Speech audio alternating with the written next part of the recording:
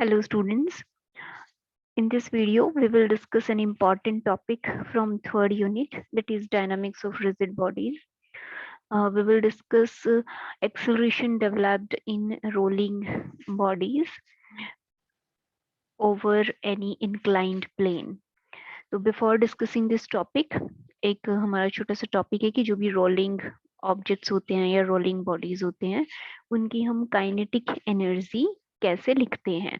तो first we will discuss kinetic energy of a body rolling on a horizontal plane. यहाँ पे हम inclined plane की बात नहीं कर रहे हैं, हम सिर्फ क्या चीज डिस्कस कर रहे हैं, हॉरिजॉन्टल प्लेन है हमारा, जैसे ग्राउंड है हमारा, उस ग्राउंड के ऊपर कोई ऑब्जेक्ट है हमारी, वो क्या कर रही है, रोल कर रही है। अब किस तरीके की ऑब्जेक्ट होनी चाहिए, सबसे पहले हम वो चीज देखते हैं। तो नॉर्मली आप लोगों ने देखा भी होगा कि जो ऑब्जेक्ट्स हमारी सर्कुलर क्रॉस सेक्शन वाली जो ऑब्जेक्ट्स होती हैं वो आपकी इजीली रोल कर सकती हैं ग्राउंड पर। जैसे आपकी बॉल हो गई, फुटबॉल है, बॉल है, या फिर कोई सिलेंड्रिकल शेप की ऑब्जेक्ट है जिसका की क्रॉस सेक्शन कैसा हो, सर्कुलर हो, या कोई डिस्क हो गई। जैसे यहाँ लिखा हुआ है हमने कि कोई सर्कुलर क्रॉस सेक्शन की चीजें, जैसे स्फीयर है या फिर सिलेंडर है या फिर कोई डिस्क है। सर्कुलर डिस्क का मतलब है कॉम्पैक्ट डिस्क, जो आपकी सीडी होती है उस तरह की कोई ऑब्जेक्ट है, व्हील की जैसी, टायर की जैसी कोई ऑब्जेक्ट हो। ये सभी जो ऑब्जेक्ट्स होती हैं ये कैपेबल होती हैं रोल करने के लिए। तो जब भी कोई रोलिंग ऑब्जेक्ट आप ऑब्जर्व करते हो तो आप क्या देखते हो, यहाँ पे आपने एक कंडीशन यहाँ पे लगाई है कि आप सिर्फ रोलिंग ऑब्जेक्ट ऑब्जर्व कर रहे हैं या फिर रोलिंग मोशन आप देख रहे हैं किसी सर्कुलर क्रॉस सेक्शन की ऑब्जेक्ट का। स्लिपिंग हम वहां पे नहीं करवा रहे हैं। स्लिपिंग का मतलब क्या होता है, रोल किए बगैर एक जगह से दूसरी जगह पे आप किसी चीज को ऐसे ट्रांसलेट करवा दो, तो हम स्लिपिंग को अवॉइड कर रहे हैं। हम क्या करवा रहे हैं, सिर्फ उनको रोल करवा रहे हैं। व्हेन सच अ बॉडी, जो भी आपकी सर्कुलर क्रॉस सेक्शन वाली ऑब्जेक्ट्स होती हैं, when such a body rolls without slipping on a table, horizontal plane हमने मान लिया कि कोई टेबल है, it is not only rotate about its own axis. जो भी हमारे सर्कुलर ऑब्जेक्ट्स होते हैं उनके सेंटर ऑफ मास से पास होती हुई जो एक्सिस होती है उसको हम कहते हैं कि वो क्या है, उसकी ऑन एक्सिस है। तो वो ऑब्जेक्ट उस एक्सिस के अबाउट क्या करती है, रोटेट भी करती है, और साथ ही साथ उस ऑब्जेक्ट का जो सेंटर ऑफ मास होता है वो एक जगह पे जहां है, आफ्टर सम टाइम जब वो रोल करके कुछ डिस्टेंस पे जाती है तो उसका सेंटर ऑफ मास भी जिस भी डायरेक्शन में आप उसको मूव करवाते हो उस डायरेक्शन में एडवांस होता है। तो यही चीज यहाँ पे लिखी हुई है कि not only rotate about its own axis, but center of its mass also advances forwards। तो बॉडी ट्रांसलेट भी करती है एक जगह से दूसरी जगह पे, और ट्रांसलेट भी किस तरह से करती है, रोल करते हुए ट्रांसलेट करती है। आपने सभी ने ही कोई व्हील को ऐसे चलाया भी होगा ग्राउंड पे, या फिर जो हमारा बॉल होता है उस बॉल को, जैसे कोई फुटबॉल है, उस फुटबॉल को हम हल्के से किक करते हैं। इतनी जोर से हमने किक नहीं करना कि वो हवा में उछल के पैराबोलिक पाथ फॉलो करते हुए कहीं दूसरी जगह जाए, हम उसको स्लाइटली क्या करें, हल्का सा किक करें। तो हम देखते हैं कि बॉल गोल गोल घूमते हुए आगे की तरफ मूव करती है। तो वो रोटेट भी कर रही होती है अपने सेंटर के अबाउट, जो उसका सेंटर है उस सेंटर के अबाउट जो भी एक्सिस है उसके अबाउट वो रोटेट भी कर रही होती है, और एक जगह से दूसरी जगह पे वो फॉरवर्ड मोशन में मूव भी करती है। इसी को हम कह रहे हैं कि centre of mass also advances forwards. ठीक है, तो आपके मोशन है, आपके ट्रांसलेटरी मोशन भी हो रहा है और रोटेटरी मोशन भी हो रहा है। तो हम ये कह सकते हैं कि this body possesses both the angular velocity and linear velocity. जो उसका सेंटर ऑफ मास है वो एक जगह से दूसरी जगह पे जो ट्रांसलेट हुआ है, तो उसके सेंटर ऑफ मास की कोई ना कोई लीनियर वेलोसिटी भी होगी, और क्योंकि वो रोल कर रही है अपनी एक्सिस के अबाउट, रोटेट कर रही है, तो उस रोटेशन की कोई ना कोई एंगुलर वेलोसिटी भी होगी। अब दो तरीके की उसके अंदर वेलोसिटीज है। वेलोसिटी के विद रिस्पेक्ट टू ही आप क्या लिखते हो, काइनेटिक एनर्जी लिखते हो। तो such a body possesses two kind of kinetic energies. तो दो तरह की काइनेटिक एनर्जी उस तरह के ऑब्जेक्ट में एग्जिस्ट कर सकती हैं। फर्स्ट वन क्या होगी, rotational, and second one will be translational energy. ये दोनों ही आपकी काइनेटिक एनर्जी का हमने टाइप लिख दिए। रोटेशनल एनर्जी किस वजह से, energy due to its rotation about an axis through centre of mass. यहाँ पे देखिए एक एग्जांपल लिया हुआ है, कोई सर्कुलर व्हील है ये, और ये व्हील आपका, ये जो नीचे हॉरिजॉन्टल लाइन हमने ड्रॉ की है, इस हॉरिजॉन्टल लाइन के अलोंग ये क्या कर रहा है, आपका रोटेट कर रहा है। और ओ यहाँ पे आपकी ऑब्जेक्ट का सेंटर ऑफ मास है, जिससे यहाँ पे कोई भी, जैसे मान लीजिए कोई लाइन यहाँ पे पास हो रही है, हॉरिजॉन्टल मान लो, या किसी भी तरह से इस क्रॉस सेक्शन के वो परपेंडिकुलर होगी आपकी एक्सिस जो भी होगी, उस एक्सिस, वो एक्सिस हमारी ओ से पास हो रही है, तो उस एक्सिस के अबाउट ये व्हील क्या करेगा आपका, ऐसे रोटेट भी करेगा। जैसे आप कर्सर देख रहे हैं ना, ऐसे कर्सर की तरह से वो रोटेट भी करेगा, और थोड़ी देर में ये ओ जो यहाँ पे है ये मूव करके कहीं आगे भी चला जाएगा। तो पहले हमने रोटेशन के विद रिस्पेक्ट टू कहा कि उसकी रोटेशनल एनर्जी होगी, और दूसरी किसके विद रिस्पेक्ट टू, ये ओ जो इस पोजीशन से किसी दूसरी पोजीशन पे ट्रांसलेट हो जाएगा, उसके विद रिस्पेक्ट टू इसकी कोई ना कोई ट्रांसलेशनल एनर्जी भी होगी। That energy will be this energy due to the linear motion of its center of mass. ठीक है, ट्रांसलेशनल जो एनर्जी है वो किस वजह से होगी, इसका जो लीनियर मोशन होगा इसके सेंटर ऑफ मास का, उसकी with respect to. Now since there is no slipping, ये चीज हमने पहले मानी थी, ये कंडीशन है कि बॉडी हमारी स्लिप नहीं कर रही है, क्या कर रही है, सिर्फ रोटेट कर रही है। तो इस कंडीशन में, जैसे मान लीजिए ये जो हमने पी पॉइंट मार्क किया है इस व्हील के ऊपर या इस सर्कुलर ऑब्जेक्ट के ऊपर, हम यहाँ पे कोई मार्क लगा दे और कोई भी स्लिप यहाँ पे लगा दें और फिर देखें उस स्लिप का मोशन, तो जब ये एक रोटेशन कंप्लीट करेगा, एक रोटेशन मतलब क्या है, पी यहाँ पे आ रहा है अपवर्ड डायरेक्शन में, ये व्हील पूरा घूम के फिर से कहाँ आ जाए, ये पी फिर से अपवर्ड डायरेक्शन में यहीं पर आपका अपीयर हो, तो ये क्या हो जाएगा, इसका वन रोटेशन कंप्लीट हो जाएगा। जब तक इसका वन रोटेशन कंप्लीट होगा उतनी देर में ये जो आपका सेंटर ऑफ मास है वो भी उतना ही डिस्टेंस फॉरवर्ड डायरेक्शन में ट्रेवल कर चुका होगा। ठीक है, यही चीज यहाँ पे लिखी हुई है, during the time of one rotation of the body the linear distance moved by A point P on its surface and the distance through which its center of mass O advances are equal। ठीक है, जो कि इस wheel की circumference होगी, आपकी wheel है या जो भी कुछ है, यहाँ पे हम व्हील मान रहे हैं, तो व्हील की जो सरकमफ्रेंस होगी उतना ही डिस्टेंस से हमारा जो ओ है वो भी एडवांस हो चुका होगा फॉरवर्ड डायरेक्शन में। ठीक है, thus the point P on the surface will have the same linear velocity as the center of mass of the body।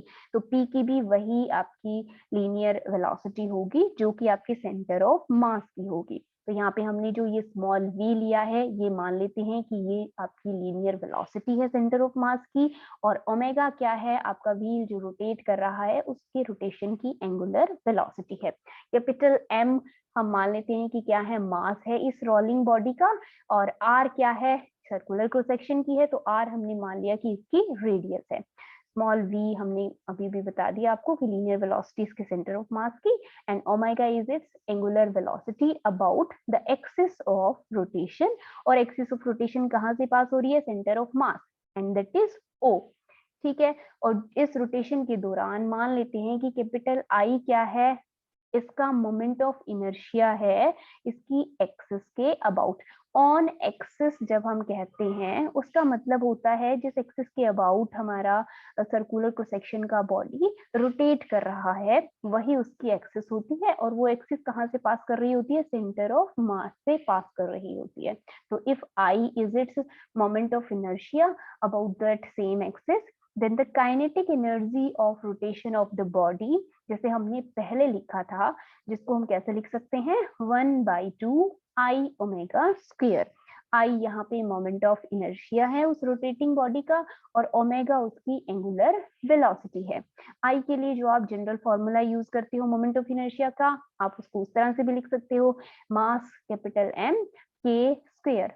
ये क्या था यहाँ पे, radius of gyration of body about its on axis. ठीक है, दूसरी हमारी एनर्जी क्या है आपकी, ट्रांसलेशनल मोशन के लिए translatory energy.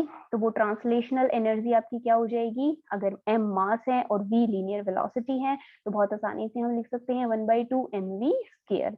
And total energy, total kinetic energy of rolling body, इन दोनों का सम होगी kinetic energy of rotation plus kinetic energy of translation. तो E1 और E2 ये जो दो वैल्यू आपने लिखी है इन दोनों को आप ऐड कर देंगे, that will be 1/2 m k square omega plus 1/2 m v square. अब यहाँ पे एक रिलेशन आपका होता है एंगुलर वेलोसिटी और लीनियर वेलोसिटी में। जो लीनियर वेलोसिटी होती है इसको आप r क्रॉस ओमेगा से लिखते हैं, और इसकी मैक्सिमम जो वैल्यू होती है वो क्या होती है, r इंटू ओमेगा। बीच में जो भी आपका एंगल के with respect to sine theta होता है उस साइन थीटा की वैल्यू वहां पे आपने मैक्सिमम लिख लेनी है, दैट इज 1, और इसकी वैल्यू क्या हो जाएगी, maximum value r into omega हो जाएगी। तो यहाँ से आप ओमेगा की वैल्यू पुट कर दोगे यहाँ पे इस इक्वेशन में, that can be written as v square divided by r square. ठीक है, अब इसमें से 1/2 mv स्क्वायर आप कॉमन निकाल दीजिए, तो ये आपकी जनरल एक्सप्रेशन आ जाएगी काइनेटिक एनर्जी के with respect to kinetic energy of rolling objects, that will be 1/2 mv square 1 plus k square by r square। जो भी टर्म्स है उन टर्म्स का मतलब आपको पता है, m मास है रोलिंग बॉडी का, v लीनियर वेलोसिटी है सेंटर ऑफ मास की, k रेडियस ऑफ जायरेशन है about its on axis, capital R क्या है यहाँ पे, कैपिटल R यहाँ पे आपकी जो सर्कुलर क्रॉस सेक्शन की ऑब्जेक्ट है उसका रेडियस है। ठीक है भाई, तो ये आपका जो डेरिवेशन है काइनेटिक एनर्जी का, ये काइनेटिक एनर्जी की जो वैल्यू आपने अभी भी निकाली है ये हम आपके नेक्स्ट आर्टिकल में यूज करने वाले हैं। तो ये फॉर्मूला हमें याद होना चाहिए कि काइनेटिक एनर्जी हम कैसे लिखते हैं रोलिंग ऑब्जेक्ट्स का। अब जो हमारा इंपॉर्टेंट टॉपिक है जो कि आपका रिपीटेडली पूछा जाता है वो हमारा टॉपिक क्या है, acceleration of our body rolling down an inclined plane. Inclined plane का हमें सिंपल मतलब पता है कि वो क्या हो, हॉरिजॉन्टल से किसी एंगल के ऊपर क्या हो, इंक्लाइंड हो। तो ये थीटा हमने मान लिया कि थीटा एंगल पे इंक्लाइंड कोई आपका प्लेन है, और स्फीयर हमने यहाँ पे लिया है। आप कोई भी स्फेरिकल क्रॉस सेक्शन या सॉरी सर्कुलर क्रॉस सेक्शन की आप कोई भी ऑब्जेक्ट ले सकते हो। यहाँ पे हम क्या लेके चल रहे हैं, कोई बॉडी है हमारी जो कि एक स्फीयर है। अभी हम ये नहीं कह रहे कि वो स्फीयर हमारा होलो स्फीयर है या फिर सॉलिड स्फीयर है।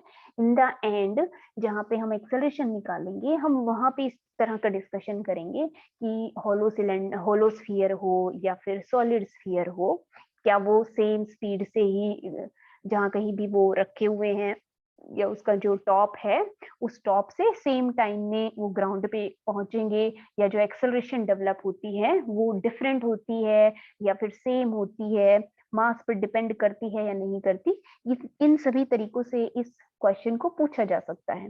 तो वो आंसर वहां पे आपने यही सेम लिखना होता है, सिर्फ उसकी एक्सप्लेनेशन आप एंड में जाके चेंज कर दोगे। तो यहाँ पे आपने कोई स्फीयर ले लिया है, उस स्फीयर का मास कैपिटल M है, रेडियस उसकी कैपिटल R है, और वो फ्रीली इसके ऊपर क्या कर रहा है, रोल कर रहा है। किसी तरीके का फ्रिक्शनल फोर्स एग्जिस्ट नहीं कर रहा, हम ये मान के चल रहे हैं कि फ्रिक्शनल फोर्सेस है ही नहीं, फ्रिक्शन है ही नहीं इस स्फीयर और इस सरफेस के बीच में। ठीक है, एंड थीटा आपका एंगल ऑफ इंक्लिनेशन है हॉरिजॉन्टल के साथ।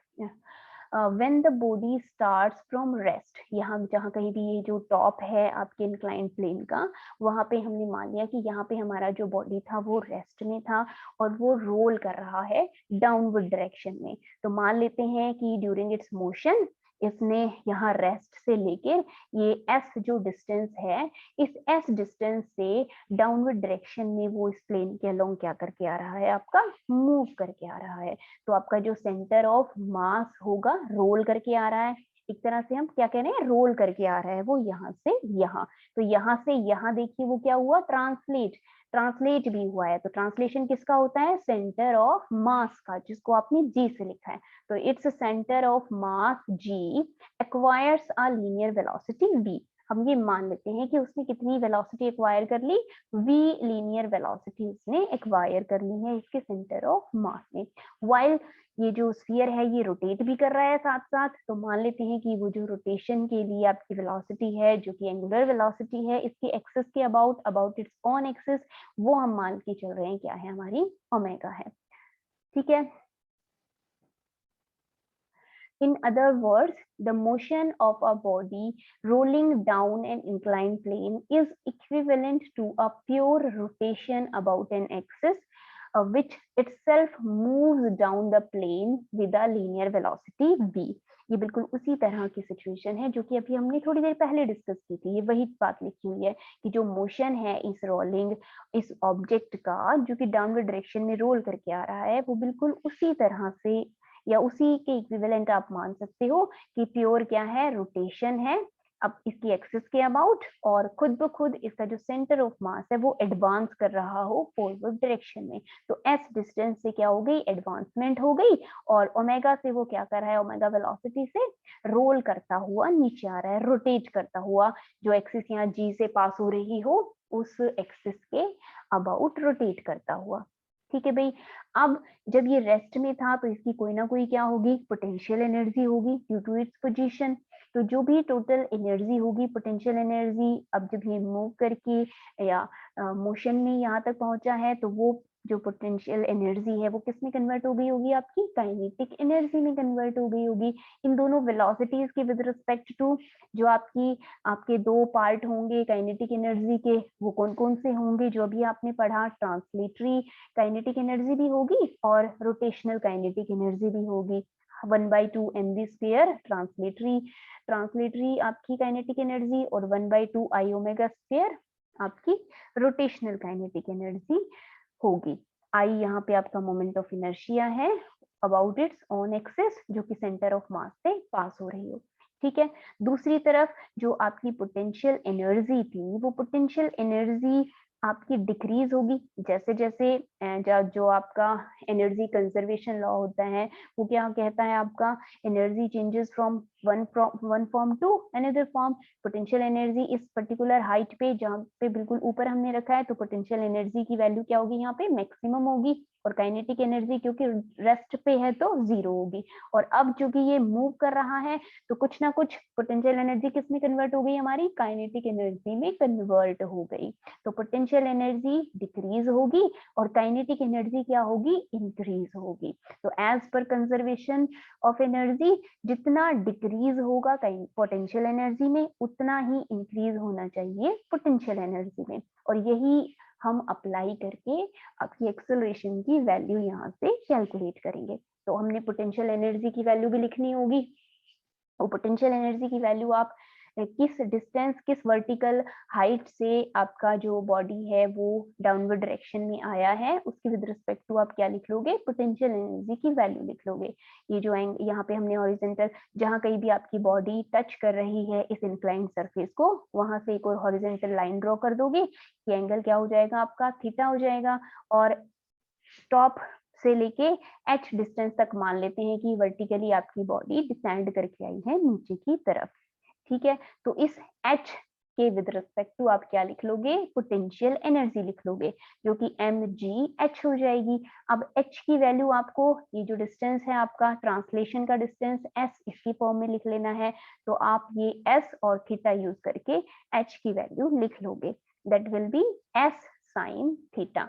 तो s साइन थीटा पुट करके जो भी डिक्रीमेंट हुआ है पोटेंशियल एनर्जी में वो आप लिख लेंगे mgh and that will be mgs sine theta.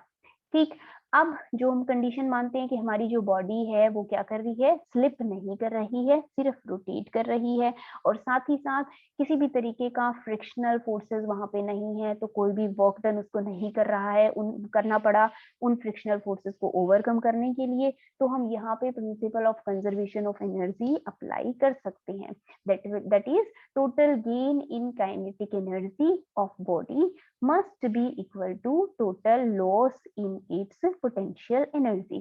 तो गेन इन काइनेटिक एनर्जी लिख लोगे, और दूसरा आपने ऊपर लिखा है डिक्रीमेंट इन पोटेंशियल एनर्जी, इन दोनों को इक्वल पुट कर दोगे। तो अभी अभी जो आपने काइनेटिक एनर्जी की एक्सप्रेशन लिखी थी 1/2 mv² 1 + k²/r², इसको आप mgs sin थीटा इसके बराबर पुट कर देंगे। उसके बाद m को m से कैंसिल कर देंगे। कैंसिल करने के बाद आपके पास क्या आएगा, gs sin theta is equal to v²/2 1 + k²/r²। ठीक है, अब यहाँ से आप लिख लीजिए v² की वैल्यू। v² की वैल्यू क्या है आपके पास, 2g sin थीटा। यहाँ पे 2g sin थीटा जो वैल्यू थी, कांस्टेंट वैल्यू हो रही है जो यहाँ पे आई 1 + k²/r², इसको हमने यहाँ पे इकट्ठा लिख लिया और s को यहाँ पे लिख दिया। अब जो आपकी थर्ड इक्वेशन ऑफ मोशन होती है v² - u² is equal to 2as, उस इक्वेशन की हम यहाँ पे हेल्प लेंगे, उससे इसको कंपेयर कर देंगे। जब हमारी बॉडी की जो इनिशियल वेलोसिटी होती है वो क्या हो, 0 हो, या फिर वो रेस्ट से शुरुआत करें, तो उस केस में आपकी जो इक्वेशन होती है वो क्या बनती है, v² is equal to 2as। अब देखिए यहाँ पे s हमने क्यों लिया था डिस्टेंस, इसको इससे कंपेयर करने के लिए हमने उसको इंटेंशनली s माना था। तो v² है, 2 भी है, बीच में कुछ वैल्यू है और फिर s है। तो इसका मतलब क्या है कि ये जो बीच में जो भी कुछ अपीयर हो रहा है ये क्या चीज है, आपकी एक्सेलरेशन की वैल्यू है। तो एक्सेलरेशन जो भी डेवलप होगी इस रोलिंग बॉडी में, that can be written as g sin theta 1 + k² divided by r²। यही है आपकी acceleration of body rolling down the inclined plane. ठीक है, ये लिख दी हमने यहाँ पे वैल्यू। और साथ ही साथ अभी जो आपने इक्वेशन लिखी थी, आप उस इक्वेशन को डिफरेंशिएट करके, टाइम के विद रिस्पेक्ट टू डिफरेंशिएट करके भी एक्सेलरेशन की वैल्यू कैलकुलेट कर सकते थे। ठीक है, ये जो लिखी है ना अपनी gs sin theta v²/2 1 + k²/r², इसको आप टाइम के विद रिस्पेक्ट टू क्या कर दो, डिफरेंशिएट कर दो। g sin थीटा तो कांस्टेंट है, यहाँ पे क्या आ जाएगा ds/dt, और दूसरी तरफ ये बाकी की चीजें आपकी कांस्टेंट है, v² का ही आपने डिफरेंशिएशन लिखना है। तो 2v dv/dt आप इसका डिफरेंशिएशन लिखोगे। तो लिखने के बाद ये एक्सप्रेशन बनेगी आपकी g sin theta ds/dt is equal to 2v divided by 2 dv/dt 1 + k²/r²। 2 से 2 को कैंसिल कर दीजिए। ds/dt क्या होता है, लीनियर वेलोसिटी, और dv/dt क्या होता है, एक्सेलरेशन होता है जो कि बॉडी में डेवलप हुआ। तो यहाँ पे v पुट कर दीजिए, यहाँ पे a पुट कर दीजिए, और फिर v से v क्या होगा, आपस में कैंसिल हो जाएगा और एक्सेलरेशन की वैल्यू आप लिख लोगे। तो बिल्कुल वही वैल्यू आएगी जो आपने अभी अभी ऊपर लिखी। Acceleration developed is equal to g sin theta divided by 1 + k²/r²। ठीक है, अब इस इक्वेशन में मास ऑफ द बॉडी कहीं पर भी अपीयर नहीं हो रहा। जब भी कोई ऐसा रोलिंग ऑब्जेक्ट रोल करके आ रहा होता है तो उसके अंदर जो एक्सेलरेशन डेवलप होती है, या फिर जो टाइम ऑफ डिसेंट होता है, कितना टाइम उसने लिया टॉप से ग्राउंड तक आने के लिए, वो इंडिपेंडेंट होता है उसके मास के।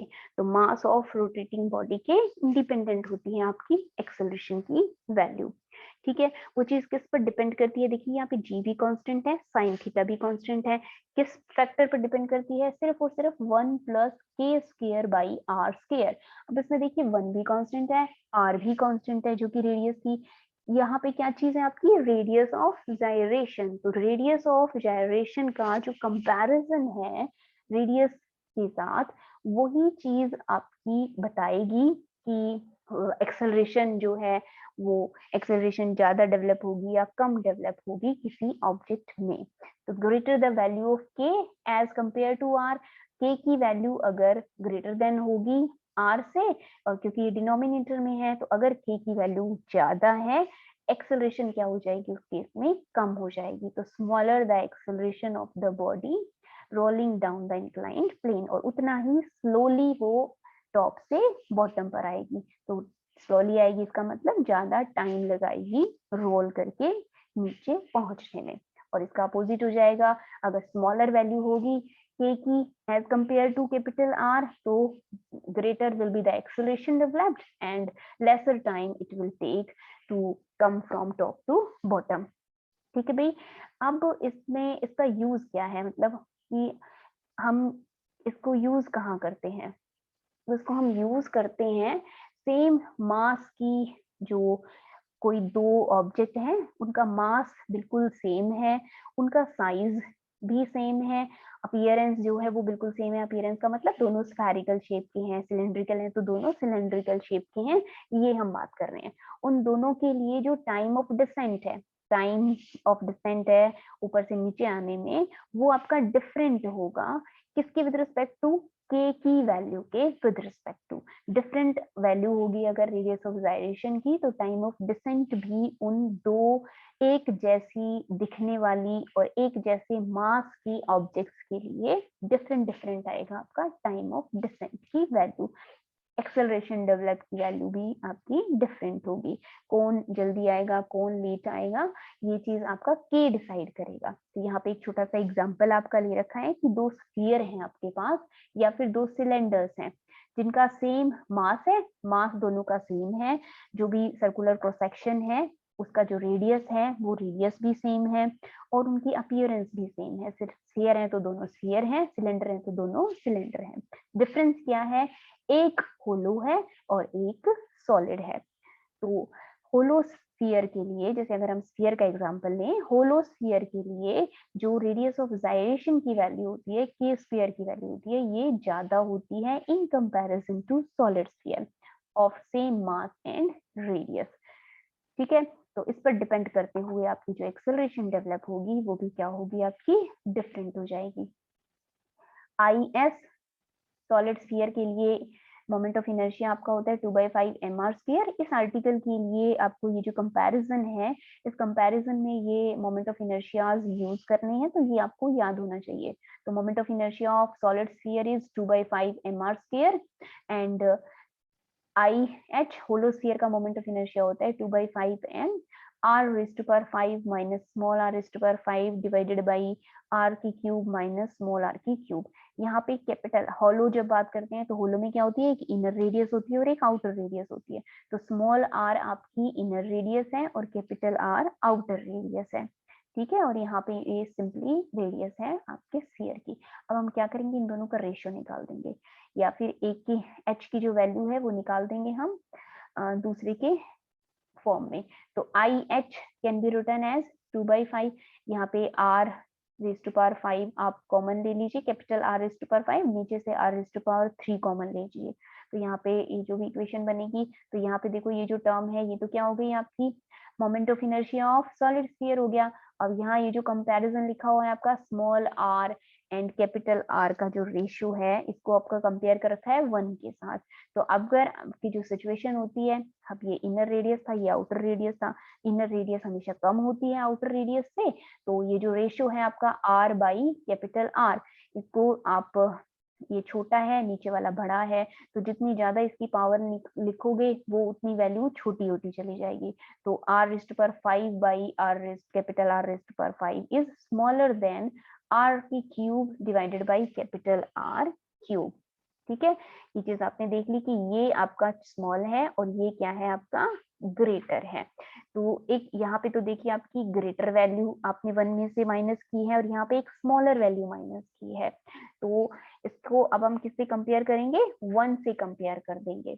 तो या फिर इस पूरे के पूरे रेशियो को हम देखेंगे कि ये ऊपर वाली वैल्यू आपके पास ज्यादा आएगी और नीचे वाली कम आएगी। जैसे मान लीजिए ऊपर वाला क्या है आपका 5 है और नीचे वाला क्या आ जाता है, 3 आ जाता है। जो भी यहाँ पे आता है साइन वाइन हम नहीं ध्यान में दे रहे हैं, हम सिर्फ चीजें डिस्कस कर रहे हैं।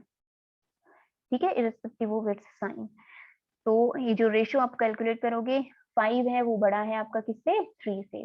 तो ये जो रेशियो है ये क्या आ जाएगा आपका 1 से बड़ा आ जाएगा। 5/3 अगर आप करते हैं तो वो 1 पॉइंट समथिंग आता है, तो इसकी जो वैल्यू है वो क्या आ जाएगी, ग्रेटर देन 1 आ जाएगी। इसका मतलब क्या है कि moment of inertia of hollow sphere is larger than moment of inertia of solid sphere.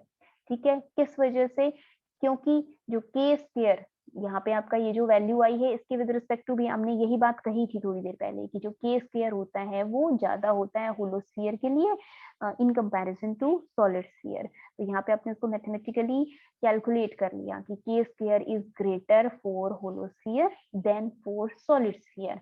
तो जो एक्सेलरेशन डेवलप होगी जिसके लिए ये ज्यादा वैल्यू होगी उसके लिए एक्सेलरेशन लेस डेवलप होगी। तो hollow sphere will roll down slower than a solid sphere. Hollow sphere ज्यादा टाइम लगाएगा ग्राउंड तक आने में, और जो सॉलिड स्फीयर होगा वो जल्दी आपका नीचे पहुंचेगा, उसके अंदर ज्यादा एक्सेलरेशन डेवलप होगी in comparison to hollow sphere.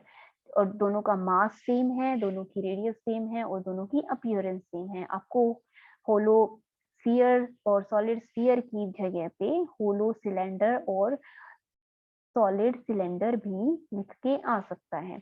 तो वहां पे भी ये सेम आपका रूल वहां पे अप्लाई होता है कि स्फीयर जिसके लिए ज्यादा होगा, एक्सेलरेशन उसके लिए उतनी ही कम होगी, और वो उतना ही ज्यादा टाइम लगाएगा, तो टाइम ऑफ डिसेंट उसके लिए ज्यादा हो जाएगा।